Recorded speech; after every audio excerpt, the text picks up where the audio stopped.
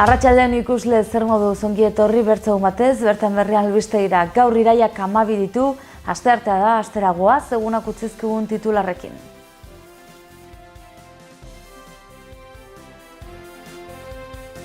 AHT-aren inguruko desadostasunak jarraitzen du Lauko gobernuaren baitan. Bilera egin dute adostasun bila, baina batzarra akordiorik gabe bukatu da. Nafarroako gobernuak tren korridoreari buruzko informazio eta gizarte eztabaidako fase bat hasi du. Hizkuntza eskola ofizialak 2 ikaskela zabalduko ditu Lizarran, lehen aldiz euskara eta ingelesa eskainiko dituzte, guztira 125 plaza izanen ditu. Barainainen egindako presionaldeko ekitaldi batean parte hartzeagatik 9 lagun auzipetu ditu auzitegi nazionalak. Elkartasuna ez dela delitu aldarrikatzeko elkarretaratzea egin zuten Barainainen ostiralean. Iruñeko udalak bizitrizikloan ibilaldi edo paseoak antolatu ditu adinekoentzako eta mugikortasun urria duten pertsonendako. Nafarroako gobernuak aste honetarako kultura agenda kaleratu du. Irailaren 11-tik 17 bitarte, erakusketa, kontzertuak eta bisita gidatuak izanen dira. Abiadura handiko trenaren inguruko desadostasuna jarraitzen du Lauko gobernuaren baitan. Nafarroako gobernua osatzen duten 4 alderdiek bilera egin dute adostasunak bilatu nahian, baina batzarra akordiorik gabe bukatu da. Nafarroako gobernua osatzen duten alderdiek bilera egin dute. Abiadura handiko trenaren proiektuaren inguruan adostasuna bilatu nahi zuten, baina batzarra akordiorik gabe bukatu da parte hartzaileek bilera amaieran adierazi dutenez. Uxue Barkos Nafarroako presidentea eta Manu Ayerdi garapen ekonomikorako presidentordea Adolfo Araiz eta Asun Fernandez de Garaialderekin, Koldo Martínez, Unai Ualde, Jokin Castilla eta Isabel Alambururekin, Eduardo Santos, Mikel Buil, Laura Pérez eta Ruben Belaskorekin eta Jose Miguel Nuñekin bildu dira Nafarroako jauregian. Exekutibo osatzen duten 4 alderdietatik, geroa baik bakarrik babesten du abiadura handiko trenaren egitasmoa. Beste 3, hau da EH Bildu, Podemos eta Ezkerra aurka daude. Abiadura handiko trena finantzatzeko eta eraikitzeko Nafarroaren eta estatuaren arteko hitzarmen bat sinatzea errefusatzen dute 3 alderdi hauek. Koldo Martínez geroa baiko bozeramailearen hitzetan trenbideen eskumena duen estatuko gobernuaren proposamen bati hitzarmenerako proposamen batekin erantzute ezinbestekoa da, logikoa, beharrezkoa eta funtsezkoa delako eta seriotasun publikoaren adibide delako. Adolfo Araiz EH Bilduko bozeramailearen ahotan bakoitzak bereari eutsi dio eta ez dago berririk. Eduardo Santos Podemoseko ordezkariak adierazi duenez, iritziak partekatzeko bilera izan da, bakoitzak bere planteamendua azaldu du. Jose Miguel Nuin Ezkerrako ordezkariak gogorarazi duenez, abiadura handiko trenaren hitzarmenaren aurkako jarrera ez da aldatu hasieratik. Eta albiste honekin lotua Nafarroako gobernuak tren korridoreari buruzko informazio eta eztabaida fasea hasi du. Foru gobernuak Kantauri Mediterraneoko trenbide korridoreari buruzko informazio eta gizarte eztabaidako bide bat jarri du eskuragai gobernu irekiaren webgunean, nahi duten pertsonek, erakundeek eta taldek beraien ekarpenak egin ditzaten eta gobernuak haiei erantzun diezaien. Eztabaidako gunera gaurtik aurrera sartu ahalko da eta proiektuaren laburpen bat eta 23 eraiskin biltzen ditu. Irekia eta iraunkorra den prozesu baten lehen fasea da.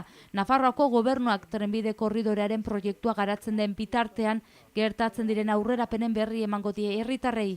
Prozesu honetan korridorea eraikitzen den Nafarroako eremuen iritzia kontuan hartuko du. Horrela informazio saioak egingo dira Iruñean, Altsasun, Kastejonen, Tuteran eta Tafaian. Horrez gain, hemendik gutxira web orri iraunkor bat ere aterako da proiektuaren garapenari buruzko nobedade guztiak jasotzeko. Hizkuntza eskola ofizialak 2 ikasgela zabalduko ditu Lizarran, lehen aldiz euskara eta ingelesa eskainiko dituzte, guztira 125 plaza.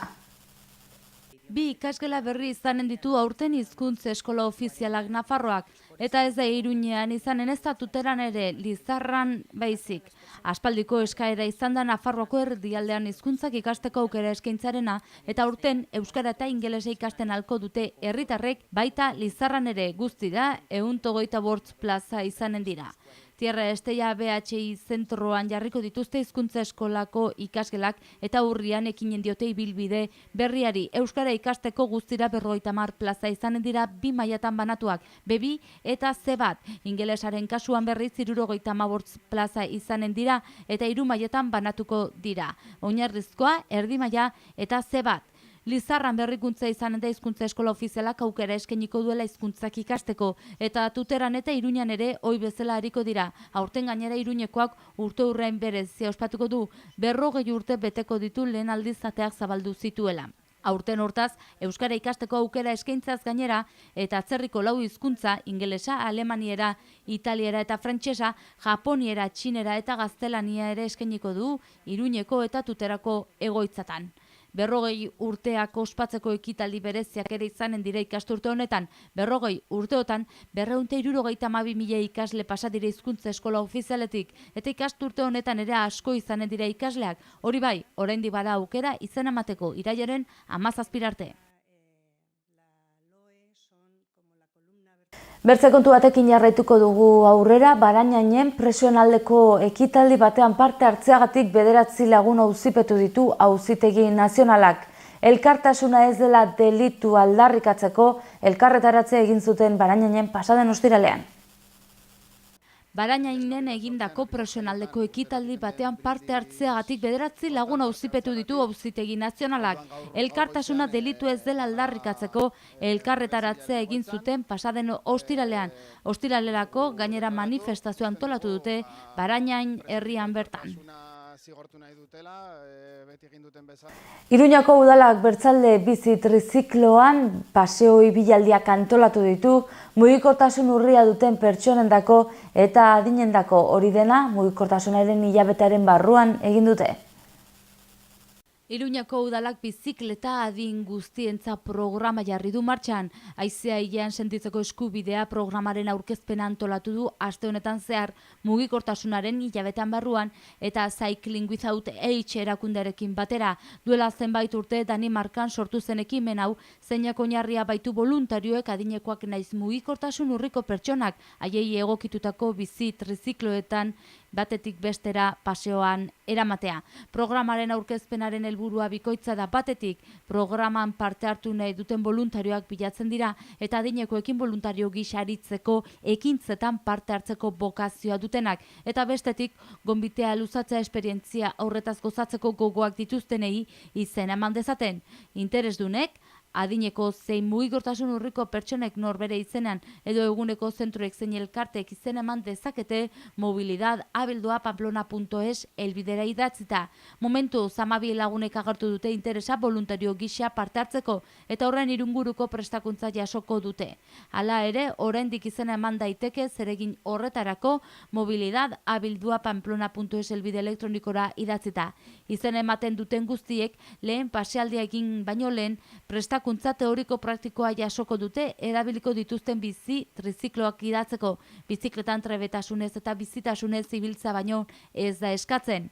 Programako lehen pasealdia atzo goizan bertan egin zen, udaletxe plazan kokatutako topalekoan izan dira hiri ekologiako eta mugikortasuneko zinegotzi ordezkari Armando Cuenca, hiri ekologiako eta mugikortasuneko zerbitzuaren arduradun Alexia Kanto eta mugikortasuneko zerbitzuko teknikariak, voluntarioak eta erabiltzaileak. Gaur egun errealitate bat da 20 herrialdetan banatutako 200 hiritan baino gehiagotan.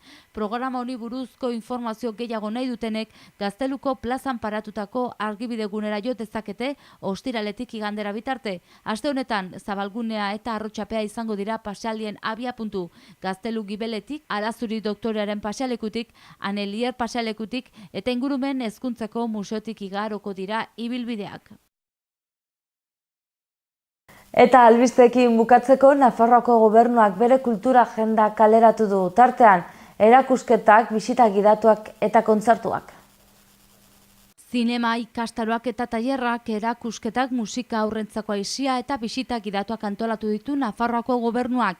Irailaren 11-tik 17 izanen dira ekitaldi hauek Nafarroako gobernuaren eskutik. Goazen orain eguraldiaren iragarpena zein den ikustera.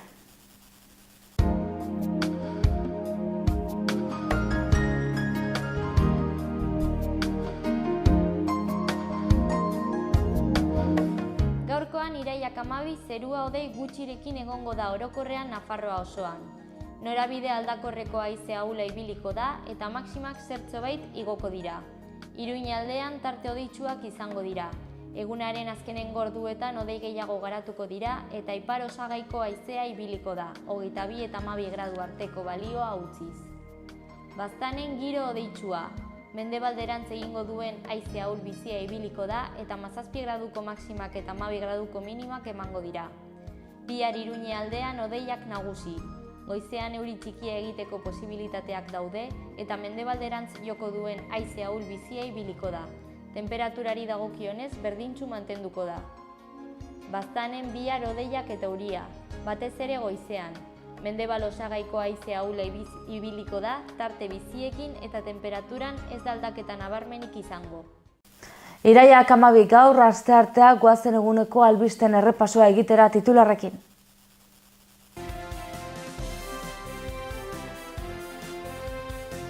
AHT-aren inguruko desadostasunak jarraitzen du Lauko gobernuaren baitan. Bilera egin dute adostasun bila, baina batzarra akordiorik gabe bukatu da. Nafarroako gobernuak tren korridoreari buruzko informazio eta gizarte eztabaidako fase bat hasi du. Hizkuntza eskola ofizialak 2 ikaskela zabalduko ditu Lizarran, lehen aldiz euskara eta ingelesa eskainiko dituzte, guztira 125 plaza izanen ditu. Barainainen egindako presionaldeko ekitaldi batean parte hartzeagatik 9 lagun auzipetu ditu Auzitegi Nazionalak. Elkartasuna ez dela delitu aldarrikatzeko elkarretaratzea egin zuten Barainainen ostiralean. Iruñeko udalak bizi trizikloan ibilaldi edo paseoak antolatu ditu adinekoentzako eta mugikortasun urria duten pertsonendako. Nafarroako gobernuak aste honetarako kultura agenda kaleratu du. Irailaren 11-tik 17 bitarte, erakusketa, kontzertuak eta bisita gidatuak izanen dira. Eta bertzerik ez gure aldetik, mi esker zuen arratadatik eta astearte hona izan. Bihar arte.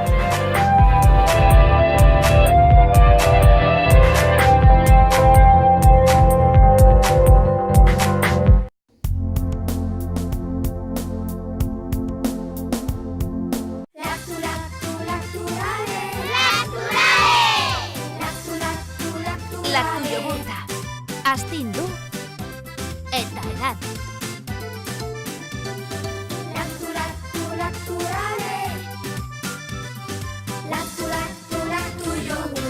Orain ere, laktu jogurta gaingabetua, 100%!